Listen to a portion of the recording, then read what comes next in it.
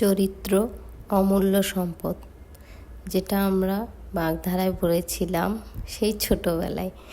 এখনও কিছু মানুষের চরিত্র দেখলে আসলে খুব অবাক লাগে যে এত নিকৃষ্ট চরিত্রের মানুষও হয়। চরিত্রহীনেরা আসলে কখনো তাদের চরিত্র বদলায় না। আমরা ভাবি হয়তো সে এবার ধরা পড়লো, হয়তো সে ভালো হয়ে গেছে, কিন্তু না, তারা আসলে তাদের চরিত্র বদলায় না।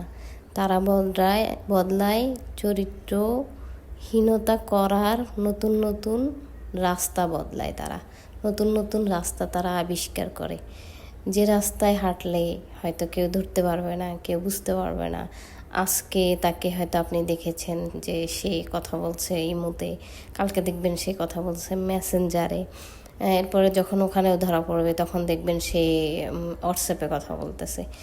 আজকে তাকে ধরবেন, হয়তো দেখলেন যে সে কারোর সাথে সম্পর্ক করছে, তারপরে দেখবেন যে সে একদিন বিয়ে করে ফেলছে, তারপরে দেখবেন সে একদিন তাকে মাফ করে দিতে দিতে দিতে দিতে এক সময় দেখবেন যে সে বিয়ে করে বাচ্চাও হয়ে গেছে।